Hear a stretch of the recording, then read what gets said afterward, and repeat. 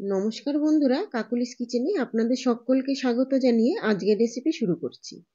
আজ আমি তৈরি করে দেখাবো সরস্বতী পুজোয় স্পেশাল নিরামিষ আলুর দম। এই আলুর দম আপনারা ভোগের খিচুড়ি, লুচি, ফ্রাইড রাইস বা পোলাওয়ের সঙ্গে সার্ভ করতে পারেন। অনুরোধ রইল পুরো রেসিপিটা দেখার, আর দেখে যদি আপনাদের ভালো লাগে তাহলে অবশ্যই লাইক, কমেন্ট এবং শেয়ার করে দেবেন। চ্যানেলটিকে সাবস্ক্রাইব করার অনুরোধ রইল বেল আইকন সহ আরও নিত্য নতুন রেসিপি দেখার জন্য। এর মধ্যে আমি একটা কড়াই গরম করে পর্যাপ্ত পরিমাণে সর্ষের তেল অ্যাড করে দিয়েছি, আর তেলটা নাড়িয়ে চাড়িয়ে গরম করে নিলাম। এবার কেটে রাখা আলুগুলো আমি কড়াইয়ের মধ্যে ছেড়ে দেবো। এখানে প্রায় 7-8টা আলু আমি 2 টুকরো করে কেটে নিয়েছি। সেই আলুগুলো এবার নাড়িয়ে চাড়িয়ে ভেজে নেব। আলুগুলো লাল করে ভেজে নিতে হবে, আর মাঝে মধ্যে একটু নাড়িয়ে দিতে হবে। নতুন আলু একটু ভাজতে টাইম লাগে, একটু সময় নিয়ে মিডিয়াম টু হাই ফ্লেমে আলুগুলো আমরা ভেজে নেব। আলুগুলো ভাজতে ভাজতেই অনেকটা সেদ্ধ হয়ে যাবে, তাই জন্য রান্না করতে কিন্তু আমাদের খুব বেশি টাইম লাগবে না। পুজোর সময় বাড়িতে অনেক কাজ থাকে, সেই ফাঁকে যদি আমরা অল্প সময়ে কোনো রান্না করে নিতে পারি মার ভোগের জন্য, তাহলে কিন্তু খুব সুবিধা হয়। আপনারা এই রেসিপিটা কিন্তু ট্রাই করতেই পারে। একেবারে অল্প সময় লাগে, আর রান্না করতে কিন্তু খুব বেশি জিনিস আমাদের দরকার নেই। একদম ঘরোয়া উপকরণেই তৈরি হয়ে যায় এই নিরামিষ আলুর দম। আলুগুলো তুলে নেওয়ার পর ওই তেলের মধ্যে অ্যাড করে দিয়েছি 1/2 টিস্পুন জিরে, একটা শুকনো লঙ্কা আর একটা তেজপাতা ফোড়ন। ফোড়নটা দেওয়ার পর আমি এখানে একটা মশলা বানিয়ে নেবো। অ্যাড করে দিলাম 1 টিস্পুন ধনে গুঁড়ো, 1 টিস্পুন জিরে গুঁড়ো, 1 teaspoon Kashmiri red chilli powder আর 1 টিস্পুন হলুদ গুঁড়ো। এবার সমস্ত মশলাগুলো একটু জল দিয়ে গুলিয়ে নেব, আর এই মশলাটা গুলিয়েই আমি কড়াইয়ের মধ্যে অ্যাড করে দেবো। এর মধ্যে ফোড়ন থেকে খুব সুন্দর একটা গন্ধ বেরিয়ে এসছে, আর এবার অ্যাড করে দেবো গুলিয়ে রাখা মশলাটা। মশলাটা আমাদের কষিয়ে নিতে হবে যতক্ষণ মশলা থেকে তেল ছেড়ে না আসে। আর মশলার বাটি ধোয়া একটু জল অ্যাড করে দিয়েছি। এবার মিডিয়াম ফ্লেমে নাড়িয়ে চাড়িয়ে মশলাটা কষিয়ে নিতে হবে। এই পর্যায়ে আমি আরও একটা মশলা বানিয়ে নেব। এখানে 2 টেবিল স্পুন পোস্ত আর 6-7টা কাজু বাদাম আমি গরম জলে ভিজিয়ে রেখেছিলাম, সেইটা পেস্ট করে নেব। এবার ওর মধ্যে অ্যাড করে দেবো 1/2 ইঞ্চি আদা, 4-5টা শুকনো লঙ্কা, আর অ্যাড করে দেবো একটা বড় সাইজের টমেটো কুচি। আমার এখানে বড় সাইজের টমেটো ছিল, তাই একটা বড় সাইজের টমেটো অ্যাড করেছি। আপনারা ছোট টমেটো অ্যাড করলে 2টো টমেটো অ্যাড করে দেবেন। এবার সমস্ত মশলাগুলো কড়াইয়ের মধ্যে অ্যাড করে দিলাম। অ্যাড করে দিয়ে এই মশলাটা থেকেও তেল ছেড়ে আসা অবধি আমাদের মশলাটা কষিয়ে নিতে হবে। এই মশলাটা কষানোর সময় আমরা গ্যাসের ফ্লেম কিন্তু মিডিয়ামে রেখে দেবো। মশলার বাটি ধোয়া জলটাও অ্যাড করে দিলাম, যাতে মশলাটা নিচ থেকে লেগে না আসে। এবার নাড়িয়ে চাড়িয়ে মিডিয়াম ফ্লেমে যতক্ষণ মশলা থেকে তেল ছেড়ে না আসে সেই পর্যায়ে মশলাটা আমরা কষিয়ে নেব। এরই মাঝে অ্যাড করে দেবো বেশ খানিকটা মটরশুঁটি। এই শীতের সময় ফ্রেশ মটরশুঁটি পাওয়া যায়, সেইটা অ্যাড করে দিলাম। আপনারা চাইলে ফ্রোজেন মটরশুঁটিও অ্যাড করে দিতে পারেন। এই পর্যায়ে অ্যাড করে দিলাম পরিমাণ মতো নুন।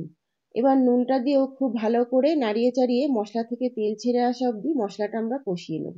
দেখুন মশলা থেকে তেল ভাসতে শুরু করে দিয়েছে। আবারও ভালো করে নাড়িয়ে চাড়িয়ে নেব, আর এই পর্যায়ে অ্যাড করে দেবো 1 টেবিল স্পুন টমেটো কেচাপ। আপনারা চিনিও অ্যাড করতে পারেন। টমেটো কেচাপ দিলে আলুর দমের টেস্টটা তো ভালো আসেই, আর কালারটাও কিন্তু খুব ভালো আসে। আবারও মশলাটা খুব ভালো করে কষিয়ে নিয়েছি, আর এই পর্যায়ে অ্যাড করে দেবো ভেজে রাখা আলুগুলো। আলুগুলো দিয়ে মিডিয়াম ফ্লেমে 4 থেকে 5 মিনিট খুব ভালো করে কষিয়ে নিতে হবে। আলুগুলো আমাদের ভাজতে ভাজতেই অনেকটা সেদ্ধ হয়ে গেছিল, আর কষিয়ে নিতে নিতেও আরও খানিকটা সেদ্ধ হয়ে গেছে। এই পর্যায়ে অ্যাড করে দেবো বেশ খানিকটা গরম জল। আলুগুলো আরও ভালো করে সেদ্ধ হয়ে আসার মতো জল অ্যাড করতে হবে। এরপর গ্রেভির সঙ্গে আলুগুলো খুব ভালো করে নাড়িয়ে চাড়িয়ে হাই ফ্লেমে দিয়ে দেবো, আর যতক্ষণ না ফুটে আসে ততক্ষণ আমরা অপেক্ষা করব। দেখুন খুব ভালো করে গ্রেভিটা ফুটে উঠেছে। এই পর্যায়ে আমরা একদম লো ফ্লেমে ঢাকা চাপা দিয়ে রেখে দেবো আলুগুলো খুব ভালো করে সেদ্ধ হয়ে আসা অবধি। এবার ঢাকনা খুলে দিয়েছি, আর চেক করে নিতে হবে আলুগুলো খুব ভালো করে সেদ্ধ হয়েছে কিনা। আলুগুলো দেখুন খুব ভালোভাবে সেদ্ধ হয়ে গেছে, আর কিন্তু আমাদের বেশিক্ষণ রান্না করতে হবে না। এই পর্যায়ে আমরা অ্যাড করে দেবো 1/2 টিস্পুন গরম মশলা গুঁড়ো। গরম মশলা গুঁড়ো অ্যাড করে দেওয়ার পর আবারও খুব ভালো করে মিশিয়ে দেব। এই পর্যায়ে গ্যাসের ফ্লেমটা রেখে দিতে হবে একদম লোতে। আর এই সময় অ্যাড করে দেব বেশ খানিকটা ধনেপাতা কুচি। ধনেপাতা কুচিটা দিয়েও খুব ভালো করে গ্রেভির সঙ্গে মিশিয়ে দিতে হবে। রান্না কিন্তু আমাদের একেবারে কমপ্লিট। আপনারা আগে থেকেই নুনটা চেক করে নেবেন যে নুনটা ঠিক আছে নাকি। আমি ভুলে গেছিলাম, তাই এই পর্যায়ে নুনটা চেক করে নিয়েছি। আমার মনে হচ্ছে একটু কম আছে।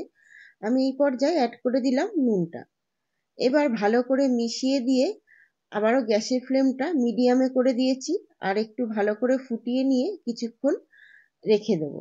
এরপর আলুর দমটাকে আরও টেস্টি করার জন্য একটা ছক দিয়ে দেবো। এখানে অ্যাড করে দিলাম 1/2 টেবিল স্পুন ঘি।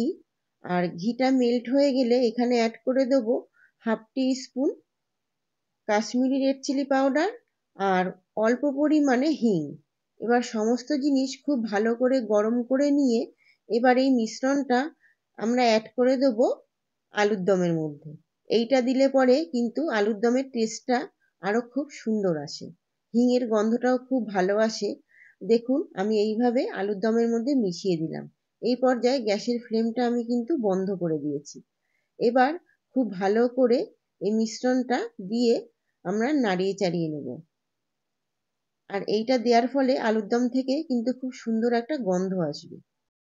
এরপর 5-10 মিনিট স্ট্যান্ডিং টাইমে রেখে গরম গরম পরিবেশন করুন এই নিরামিষ আলুর দম।